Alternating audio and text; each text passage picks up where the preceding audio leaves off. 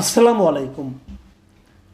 প্রিয় দর্শক, দুদিন আগে আপনারা দেখেছিলেন যে হিউম্যান রাইটস ওয়াচ তারা একটা প্রতিবেদন দিয়েছিল বাংলাদেশের মানবাধিকার পরিস্থিতি সম্পর্কে, এবং সেখানে তারা বলেছিল যে সন্ত্রাস দমন আইনের মাধ্যমে এই সরকার যেভাবে বিভিন্ন রাজনৈতিক দলকে নানাভাবে নিপীড়ন করছে, রাজনৈতিক নেতৃবৃন্দকে নিপীড়ন করছে, তারা সমালোচনা করেছিল। এবং রাজনৈতিক দল যারা নাকি সরকারের নিপীড়নের শিকার হচ্ছে বলে হিউম্যান রাইটস ওয়াচ বলেছিল, তাদের মধ্যে মূলত রাজনৈতিক দল হলো আওয়ামী লীগ। আওয়ামী লীগ সম্পর্কে তারা বলেছিল যে আওয়ামী লীগকে স্পেস দেওয়া উচিত। এবং সেই তাদের লেখাটা, তাদের সেই প্রতিবেদনটা শেষ হয়েছিল এভাবে যে হিউম্যান রাইটস ওয়াচের যে এশিয়া অঞ্চলের উপপরিচালক মীনাক্ষী গাঙ্গুলির একটা বক্তব্য দ্বারা।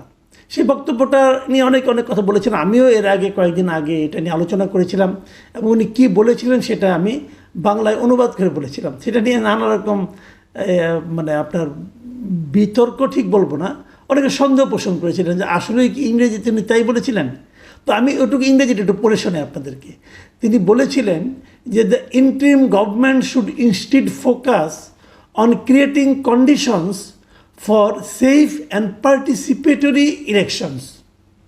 মানে মূল কথা হলো যে অন্তর্বর্তীকালীন সরকারের এই সমস্ত টর্চার যেগুলো আছে, এগুলো এই যে এন্টি টেররিজম ল এটসেট্রা, এগুলো না করে বরং তাদের অধিকতর মনোযোগ দেওয়া উচিত কিসে, একটা নিরাপদ ও অংশগ্রহণমূলক নির্বাচনের পরিবেশ তৈরি করার জন্য।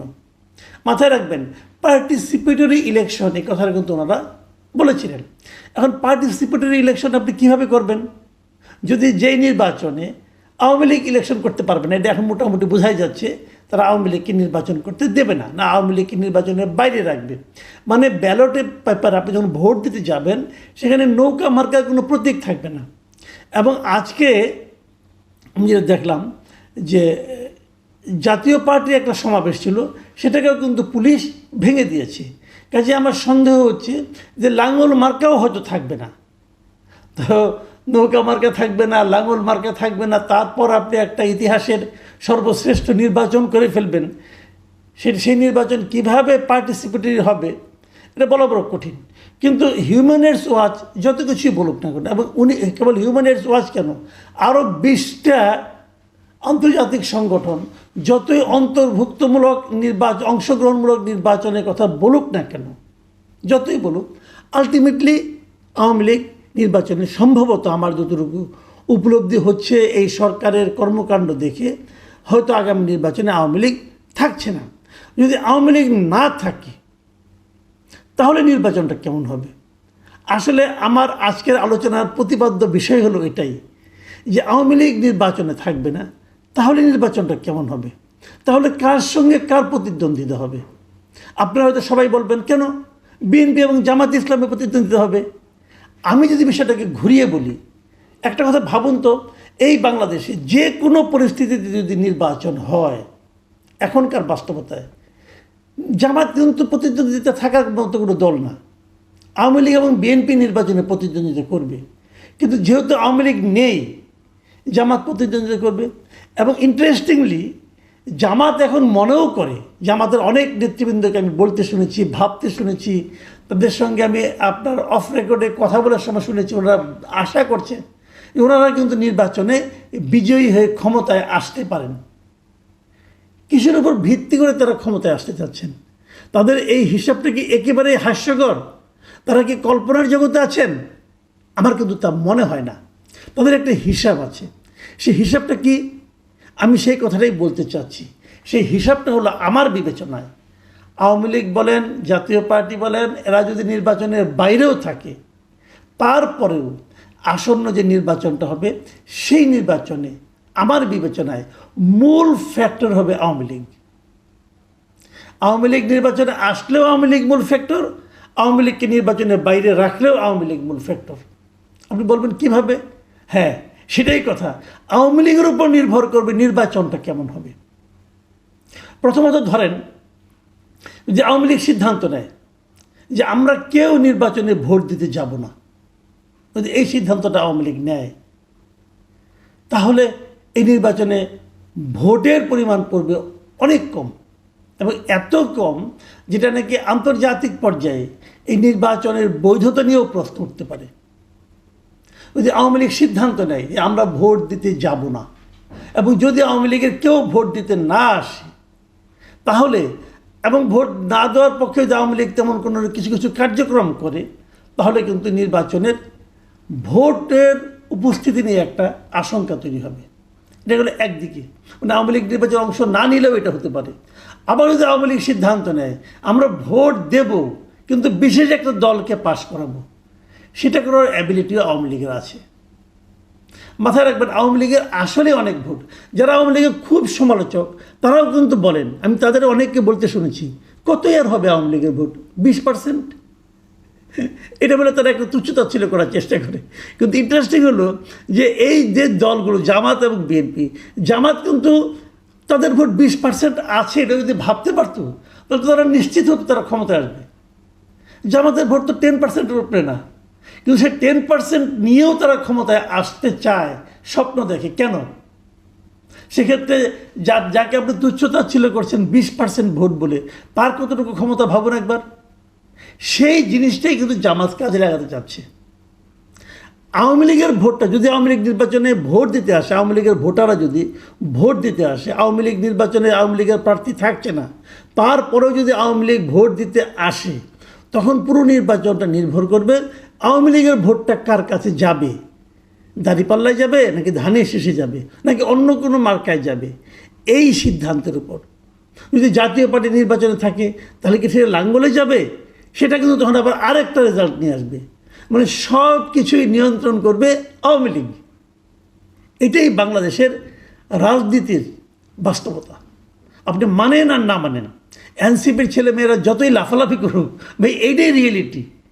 যারা আমার এই অনুষ্ঠান শুনছেন, যারা আমার কথা শুনছেন, তারাও জানেন এটাই রিয়েলিটি। আওয়ামী লীগ খারাপ দল, কোনো সন্দেহ নাই। আওয়ামী লীগ গত 15 বছর অনেক কিছু করে, তারপরেও কোনো সন্দেহ নাই। কিন্তু তারপরেও বাস্তবতা হলো এই দেশে একটা বিপুল জনসংখ্যা আওয়ামী লীগকে চায়। কেন চায় সে প্রসঙ্গে আমি আরেকদিন আলাপ করব।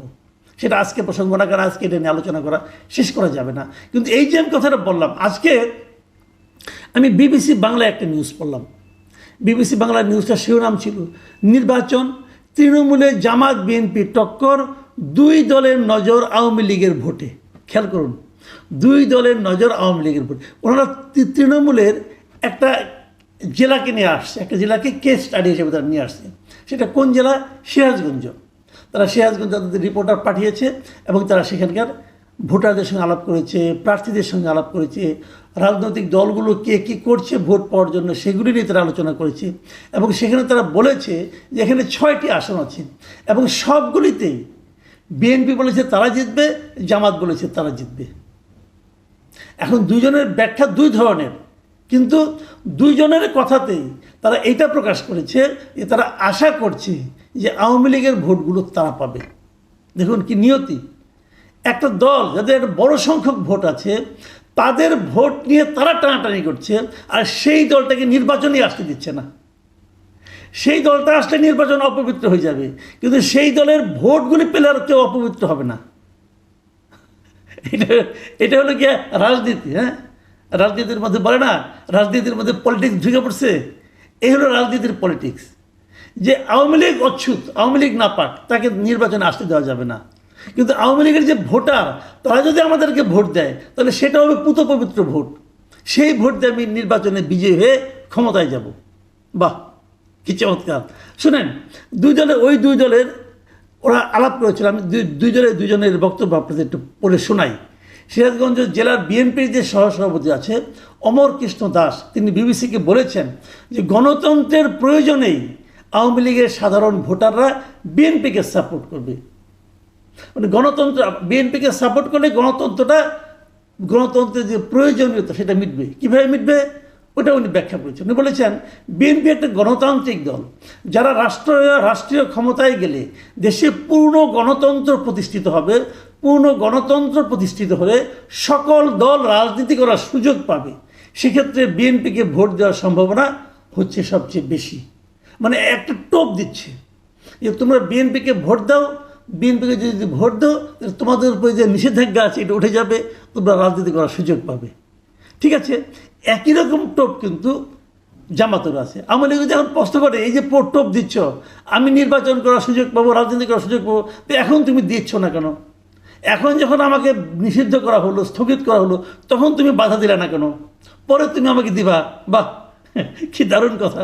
হ্যাঁ, আবার দেখেন জামাতে ইসলাম কি বলতেছে, জামাতে ইসলামের নেতারা এখানে নিয়ে আসছে নিরাপত্তার ইস্যুটাকে, মানে আওয়ামী লীগকে তারা নিরাপত্তা দেবে এটা বলতেছে।